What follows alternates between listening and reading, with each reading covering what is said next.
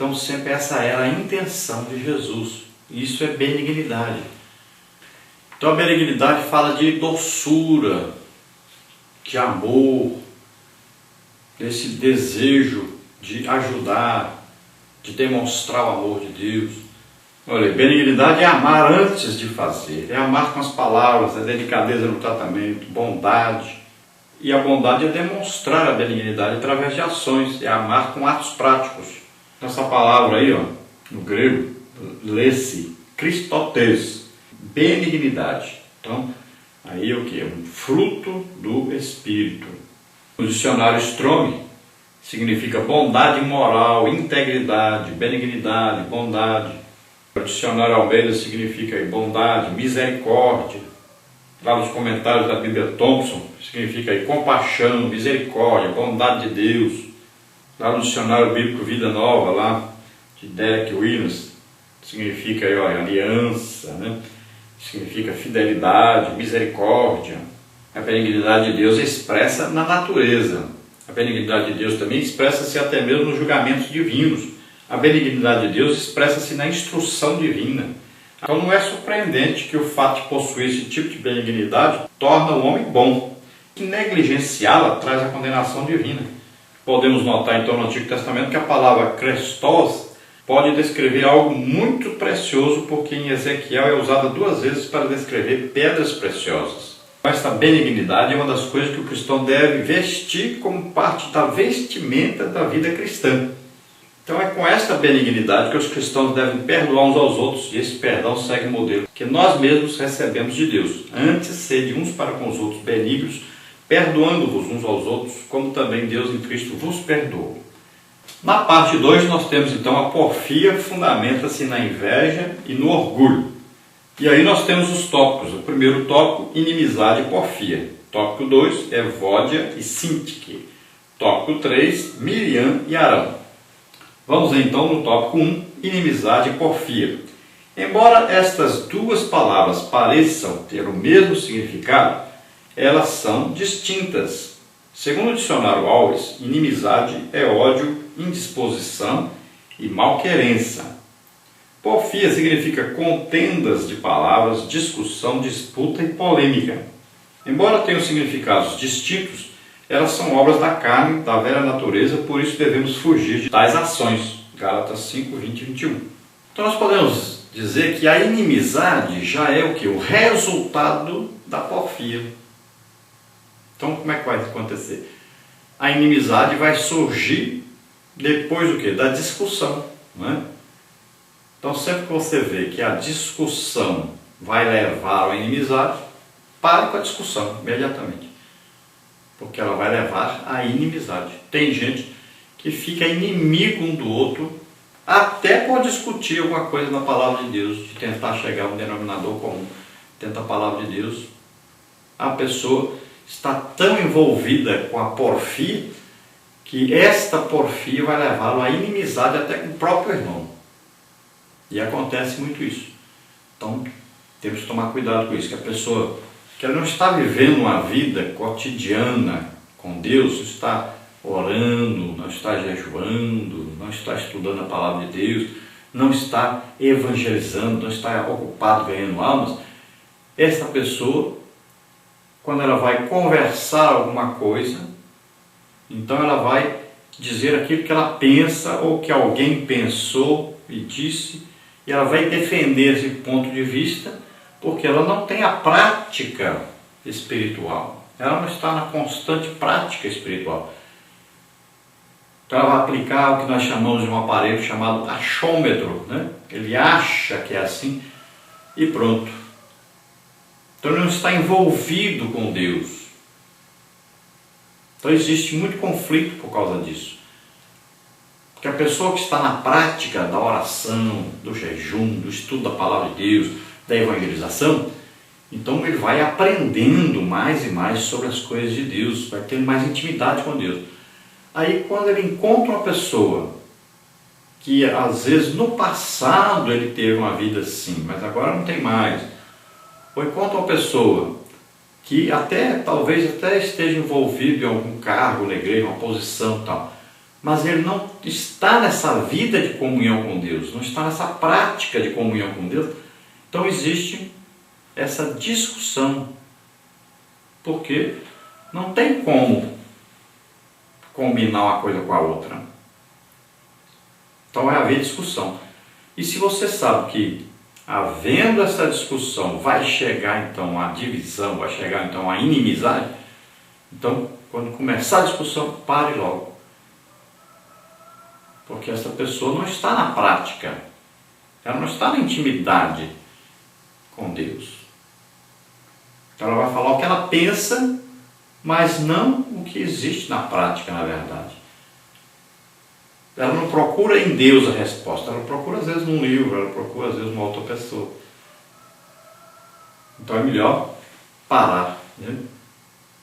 Deixa a pessoa falar sozinha, deixa a pessoa achar que está certo, então, né?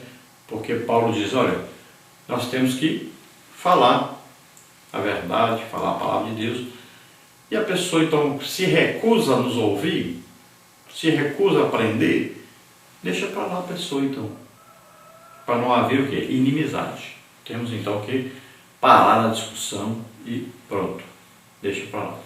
E Paulo diz que ao herege, depois de uma ou duas advertências, né, deixa ele para lá, é melhor assim do que criar uma inimizade. Então a discussão não pode chegar a ser uma disputa, né, a uma inimizade, aí, nada disso, não pode. Não está se disputando aí quem sabe mais, não está se disputando uma posição, nada disso.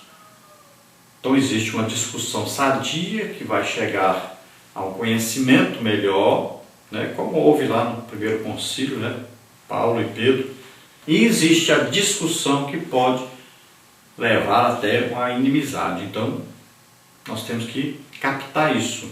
Melhor então é evitar as discussões, né? Então a gente fala e se alguém quiser discutir é melhor deixar a pessoa aprender sozinha ou aprender com outro, né? Porque a gente pode notar que a pessoa, geralmente a pessoa vem já com a intenção de haver uma discussão, uma disputa, né? Uma contenda, uma separação e até inimizade. Então a gente deixa para lá e larga por aí.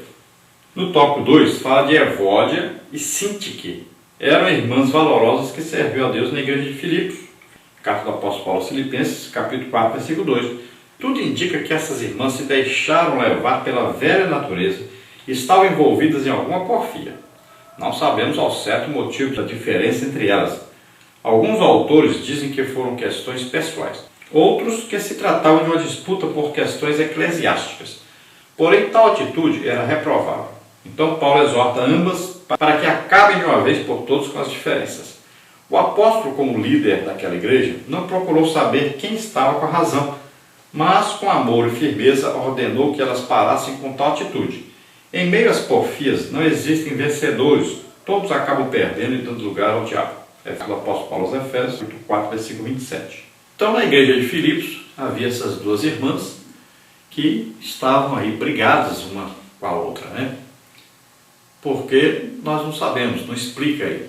Alguns dizem que essas duas irmãs faziam parte da direção da igreja, quando começou a igreja ali em Filipos, né? Começou ali na casa de Lídia, né?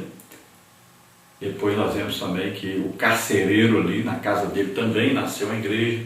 Então nós não sabemos, talvez uma irmã fizesse parte de uma dessas igrejas, outra irmã de outra igreja, né? Na casa de Lídia, outra na casa do carcereiro, e discutiram uma com a outra. Tem aí várias coisas que podemos deduzir, mas o certo é que as duas estavam brigadas uma com a outra e isso causava problema para a igreja. Então, o que aconteceu? Paulo diz, olha, acabem com isso, não discutam mais, não briguem mais, façam amizade e acabou.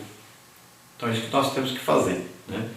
Se houve alguma divisão, alguma discussão, nós conversamos um com o outro, esquece isso, não discutimos mais e pronto. Para não haver prejuízo do corpo de Cristo, não haver prejuízo da igreja em geral. Então é melhor sair, deixar, né? A pessoa falando lá.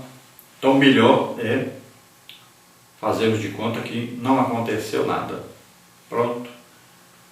Se for preciso, peça perdão ao irmão e pronto, acabou. E fica por isso mesmo, não discuta mais com essa pessoa, porque já sabe que essa pessoa não pode discutir com ela. O certo a fazer é isso. No tópico 3, Miriam e Arão. Moisés havia sido escolhido pelo Senhor para conduzir o seu povo até Canaã. E uma das suas características mais marcantes era a mansidão e a humildade.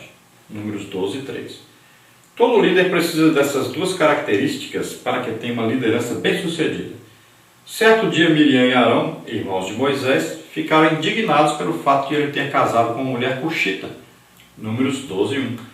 Eles não estavam preocupados com Moisés, mas por trás da porfia também havia outro sentimento, a inveja. Eles certamente desejavam a liderança do irmão. Um sentimento carnal traz consigo outros sentimentos, despertando o que há de pior em cada pessoa. As consequências da inveja e da porfia foram terríveis para Miriam e para todo o povo, pois tiveram que ficar retidos em um lugar até que Miriam pudesse se juntar novamente à congregação. Números 12 e 15. Tenha cuidado com a porfia, pois ela trará prejuízos a você e ao povo de Deus. Então, o caso aí de Miriam, e Arão. Então, havia ali o quê? Um desejo de também eles serem importantes, se destacarem. Eles queriam mesmo que Moisés, queriam ser reconhecidos como iguais a Moisés. E aconteceu o quê? Eles tiveram inveja. Dessa inveja nasceu a porfia. Começaram então a discutir, e acabou que Moisés pediu a ajuda de Deus, confiou em Deus e Deus trouxe a resposta. Acabou que Miriam ficou leprosa devido a isso. Arão também sofreu consequências. Nós vamos ver que Arão morreu mais cedo do que era para morrer. Teve várias consequências outras, mas importante é saber que existe muito isso dentro da igreja. Pessoas que se destacam e aí outras pessoas vêm porfiar, vêm discutir, contender com essa pessoa porque essa pessoa se destaca. Isso é uma coisa terrível. Qualquer pessoa que tem um destaque dentro da igreja, às vezes a pessoa tem um cargo importante dentro da igreja, ou às vezes a pessoa tem uma posição social de destaque. Então ela tem que saber que virão pessoas até ela para disputarem com a intenção de porfiar, de discutir, de contender. Porque a pessoa tem a intenção de quê? De ficar acima dela. E isso é uma coisa que acontece muito. E existe muito na igreja as pessoas que antigamente se destacaram. E aí agora querem se destacar na marra, sem oração, sem jejum, sem estudo da Bíblia, sem comunhão com o Espírito Santo, porque tiveram passado. Então a pessoa acha que o passado é que conta e não o presente. E isso acontece muito, existem essas divisões dentro da igreja. Se você, por exemplo, ensina a palavra de Deus, se destaca nesse ensino, você vai sempre encontrar alguém que quer contender com você, que quer falar que esse ensino está errado, que vai confrontar você, porque ele viu que você tem uma posição de destaque. Então ele quer tirar você dessa posição para ele entrar no lugar. Então se ele conseguir derrubar você, ou falar uma coisa que contraria o que você falou, então ela vai se sentir importante. Então ela quer fazer isso. Muita gente tem isso, esse desejo de fazer isso. Então o que é que nós temos que fazer? Muitas vezes nós vamos ter que deixar a pessoa falando, como se ela tivesse razão, não é o jeito. Para evitar então essa inimizade, essa contenda, essa discussão. Porque nós vamos achar, Jesus sempre teve isso com Jesus. Onde ele estava, os religiosos mandavam alguém para ver se pegava Jesus em alguma resposta, para falar alguma coisa contrária à palavra de Deus. Olha só, acontecia demais isso. E a gente tem que saber que nós, principalmente aqueles que se destacam no ensino, na pregação, vão ter sempre alguém para contender com eles. Então tenha paciência, tenha calma e evite essas discussões, porque vão acabar em inimizades.